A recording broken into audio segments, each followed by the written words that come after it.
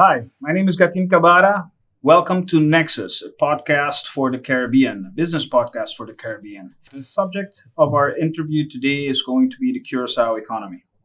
Today we have four very special guests. They are board members of the Curaçao Chamber of Commerce and Industry, and we're going to be analyzing a document that they have recently published called Ban Sembra Awe Pakosichamayang, which in English means let us plant seeds today so that we can harvest tomorrow. As we know, Curacao is going through some difficult challenges from the economic side at the current moment. So it is not of a surprise that the Chamber of Commerce wants to add value to the conversation and bring to the table their perspective as they represent all of their members of the Chamber of Commerce. So help me welcome my guests today to Nexus. We have right here to my right, we have Mr. William Jonckheer, better known here on the island as Billy. Everyone knows Billy. Next to Billy, we have also a very special young man. So he's a true example of young entrepreneurs on the island who are in tech, who are in software, and who are now exporting and taking their businesses into new markets, which is a great example of, it can be done. It can be done. So, ladies and gentlemen, please help me welcome Renato Ignacio. Next to Renato, we have Mr. Brian Iruskin. He's a country and tax managing partner of EY for the Dutch Caribbean. He's a tax expert. Not only that, he's been very much involved with writing proposals for tax laws on the island. And one of the key people involved with pushing for the development of this document, which basically encapsulates the vision of the Chamber of Commerce. Brian, welcome to Nexus. Thank you, Ghatim. Yeah. The managing director of INDEL NV, which is a technology-based company that offers complete solutions in electronic security and communications. He's also the vice president of the Chamber of Commerce. Marcus Cova, thank you very much for being here. It's a real pleasure to have you here at the table. Thank you for having me, Ghatim. So I've already explained it to the table, but for those of you watching us, part one, we're going to be doing an analysis. We're going to take a picture of the economic situation on the island, where we are today, what is currently happening. I'm going to be picking their minds and having my guests' perception on what's happening. Second part, we're going to understand how we got here. We want to talk about that. Third part, what's the vision that the Chamber of Commerce has for the future. And the fourth part, the how. And I think the how, if you're listening to this, the how is what a lot of people want to know. How do we get started? Where do we go? What's the first next step to take? So what's the purpose of this document? Why is the Chamber coming and supporting this document right now? Well, basically, it's a call to action. We've seen many reports over the years in Curaçao, ranging from the IMF, the IDB, or whatever institution, the three wise men, and the Netherlands, the central bank, you call it, you name it, and there are reports that have been lost in a drawer someplace. And we keep asking ourselves, why do all these reports disappear and nothing happens? Or we get the questions, why do certain organizations keep repeating the same problems or the same solutions? Why don't they change? The reality is that a lot of these issues still exist because they have not been dealt with. But we as a chamber keep asking ourselves why it is how it is and how we can change this. We also try to reinvent ourselves to change the approach, and I hope to change the results. Yeah. But once we decided we don't want to prepare a report of 50 or 100 pages like you usually get, we thought, how can we try make a report that is readable, understandable for the general public, and is a real call to action. Okay. With concrete steps of what we think can work as a snowball to get the economy rolling. Once you decide that that's what you want to do, something comes to mind, and that is, what is the economy? Mm-hmm.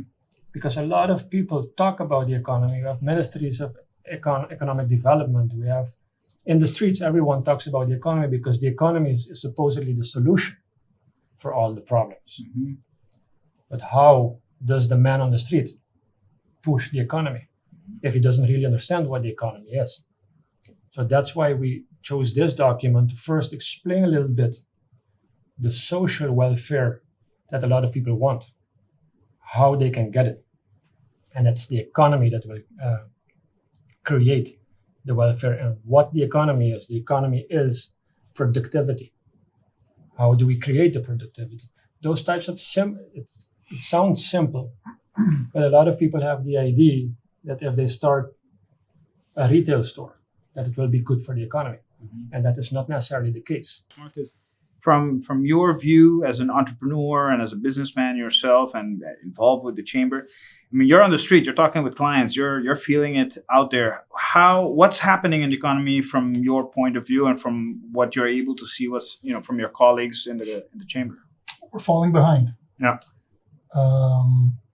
We're falling behind compared with similar economies. We're falling behind with any economy you compare us with. And it's very unfortunate because we see that we should have the tools and we should be able to grow and we should be able to do certain things. But it is obvious that we are not taking the right steps. And our impression is that we keep using Band-Aids.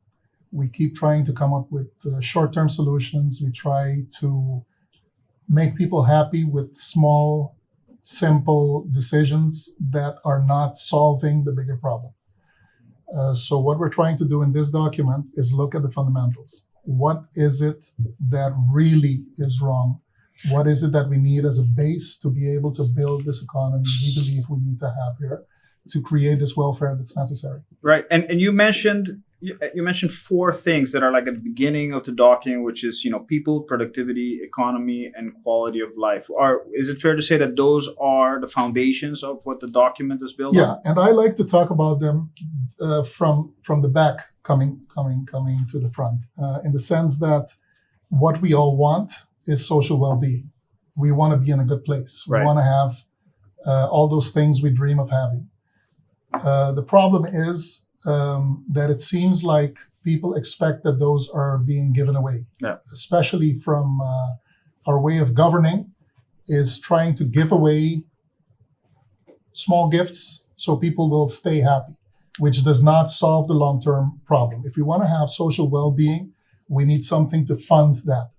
The only way to fund that is to have a strong economy. To have a strong economy, we need to be able to produce. We need productivity. What's the picture right now? Paint that picture for me right now. Curaçao does not have any materials, so we can, build bikes or whatever. We have people and service, and that's the base of it. That's the base also of the document. It's a service economy. We have a much better chance. Curaçao in the past has been a service economy, the financial sector. Right. What has happened is that those sectors have become, we didn't go with the time, what's happening in the world. We stayed with the financial sector that's dying out. We stayed in the refinery that's dying out, but we didn't go into tech, or we didn't go into education, worldwide, international education, those type of things. Curaçao says, and that's a problem we have on this island. People don't like change. Mm. People don't like, hey, it's going good, let's just keep it like that. But as time goes on, this thing is becoming old, and the world is running away, and we're standing here, and we need to catch up.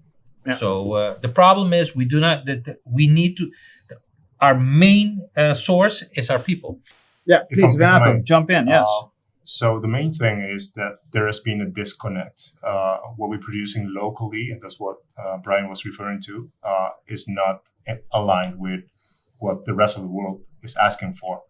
And so if you want to produce or be more productive, we need to align more towards like the needs of the world, if you may say it like that. Mm-hmm. And if you see it right now at this moment, technology is leading. The biggest companies worldwide are tech companies. Oil has had its time. Financial sector has had its time too. But the thing is, here in Curaçao, we have had it. We had it good for a long time, so we became pretty comfortable in what we were doing, while the rest of the world shifted. So that's the current picture right now. So we are doing the same things that we've been doing for like 50, 70 years, 40 years, but we're not getting the same results. Okay, let's analyze that for a second, because we say we got comfortable, we did, but we had opportunities. We had different opportunities during our history to be able to make that decision to go in a direction that today we would be more prepared. So I want to tap on your shoulder now, because you know more of the economic history, maybe. Where, Billy, from your part, one point in history that you can think of that you say, as a country, we made a decision to go in a certain way, or we missed the boat. What would you say that moment is? What happened there for us to understand how we got here?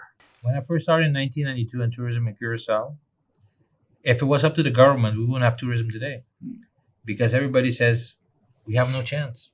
We can't survive out there in the world of tourism. So what happened is the private sector took the batuta, like they say. They took the step. Yeah. And today we have a booming tourism sector. What happens a lot of times is that governments that sit don't want to take the tough decisions. You have to take a decision. And till today, tourism is not there yet. What has to be spent for tourism to produce is not being spent. And they're not making the decision. So Spent or invested? They're investing. Yeah. They're investing into it. If you give an example, an island that right next to us is very successful. It's been successful for years. Is putting 4 or 5 times in their budget of marketing the island than we are. Yeah. So I'm just giving an example of where the government, if it was up to the government in 1992, tourism wouldn't be, because we talked about everything else but tourism, because we thought we couldn't get there. But we did it. And it's successful because we decided as a country, we have to go in that direction. I think it's the same thing in everything that we do. If we don't take that step and say we're going to go for it, which we never do, we always take the way that maybe, I don't want to take that chance, or I don't want to take the political gamble, it won't happen. And that's where we are right to today. And many times, you talked about Blue Nap. Yeah. The reason Blue Nap isn't really that successful is because we didn't take decision that the government we should find a way for them, for the transferring of information to be less expensive. The private sector needs to drive the economy. The government can facilitate the economy. It sounds easy, simple, but a lot of times it gets confusing, and the results therefore are also confusing. What happens is Royal Dutch Shell came here 1918, I believe. Mm-hmm. It's not really a government decision whether they came or not, but it had a mega impact on the social welfare, economic welfare of this country. Still to this day, most of the big infrastructural projects were done during that time. Yeah. The bridges and the mega piers, everything. So we have a lot to thank for that. Now we have the environmental issues, etc. But as a country, we progressed a lot, and the country enjoyed that welfare. If your son or daughter came to you now and looked to you and said, what would you tell them to study? I mean, what would you tell them? Hey, listen, for the future economy of Curaçao, what would be your advice to them? And say, hey, listen, go study so and so. What would that be? I'm not sure, and I have to confess that I think that is a very difficult thing to anticipate.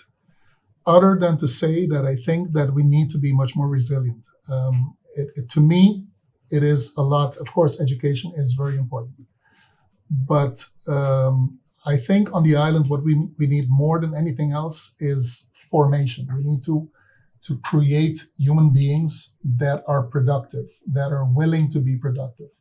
We've been spoiled for a long time. We've been taught a path, that if you follow, you would get a steady job. And we need to be more flexible in the way that we teach, the way that we learn, and the way that we develop.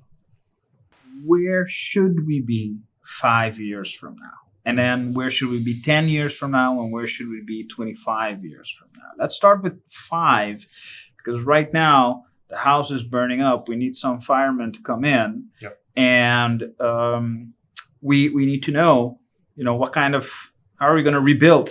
Let's talk about it from that side. If we all can agree that, something's burning. And once we take that fire off, that needs to start rebuilding, because whatever we do right now to turn off the fire, it's a patch, but still the house is burnt. So now we need to rebuild. So gentlemen, who would like to start first? Who would like to go first? Education should be number one. Okay. But education, people say, yeah, you're educating, but these kids won't be ready in 5 or 10 or 15 years. No, we need to educate not only the kids, but also the workforce Okay. to the new economy. So we should prepare people to look at other jobs maybe, because that job that they're doing is going to be not going to be there in 5 or 10 years. Yeah. That's number one. Number two, in my opinion, is that, like Brian said earlier, government should facilitate. What do I mean by that? Rules and regulations should be easy for you to do business, not difficult. It shouldn't be if somebody wants to come here with their family, want to live, and they can bring into the economy and their know-how that we don't have, why not let them come in? So make the rules easier. So those in the next 5 years, we should be already. How are we going to change the educational system to get ready for the world, and how we're making it easier for you to do business? Those two things should be going full steam ahead, and also immigration, and agree this is the direction we're going to go. These are the 5 pillars we're going to go for. So we're going to base everything that we do on those 5 pillars, which is technology, international education, financial sector, even though at a less thing, logistics. If we want to think as a global citizen, if we want to be able to compete on the international market and be able to bring that kind of prosperity to the island, should there be more English in the schools? 50% of the world speaks English. 50%. Yeah. So if you want to, and English is international language of business, right? Yeah. So I think it's important, very important to have English. Now, how are you going to do it in the educational system? Sure, we have to look at it. But even Holland and their secondary schools, English has become important. Yes. They teach in English. So they're seeing that. So, I mean, why we stay behind? I'm not saying that, like you say, I also love Pavimento. I spoke Pavimento in my house since I was born. Yeah. But still, I can speak the other languages because I was exposed to it. Yeah. And I don't know, my time when I went to school, maybe Marcos also, you know that in the 5th grade you're going to get English, and the 6th grade you're going to get Spanish. Right. Today, there are schools that don't even teach English. Yeah. So we have a very serious problem that we have to catch there. Mm-hmm. My opinion is, the younger you catch a child, walk on the streets of Curaçao today. Yeah. Ask a kid something in English. He'll answer you. He'll answer you. But that's the iPad influence. Exposed. Yeah, it's the exposure. It's the exposure. So we should find a way. Yeah. We should find a way. We should Yeah. find a way to have the kid do 2 to 3 languages when they're at their young age. So that's my. You need to be able to absorb the information necessary to make that transition. That manual will not be in Pavimento. And Yeah. that No. manual could be No. on an iPad, it could be YouTube, it could be, but most of it is going to be a foreign language. Most probably English. Yeah. So what we say is, if we want to have that opportunity and give our people the best chance of being productive, being resilient, and being flexible towards the future, they need to dominate English so they are open to all the knowledge that is available to them. However, now the country needs men and women to stand up, to take charge, and to get ready to do the things that need to be done for the next generation to have better opportunities.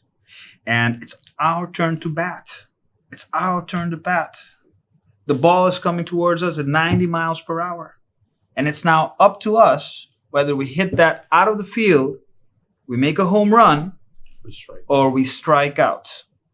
So, for those of you who are listening to us, I'm Ghatim Kabbara. Thank you for listening in. This has been Nexus. It's a business podcast of the Caribbean. The Curaçao economy has been the hot topic on the table today. We've had some amazing input from board members of the Chamber of Commerce, all of them businessmen on the island. All of them have poured their hearts out with the concern that they're seeing in our economy. And they have taken that step forward to come and share what they believe are steps that need to be taken for us to improve the situation in Curaçao. Thank you all for listening in. I want to thank all of my guests. Thank the Chamber of Commerce again for allowing us to record this interview. For all of you at home, thank you, good night, and God bless.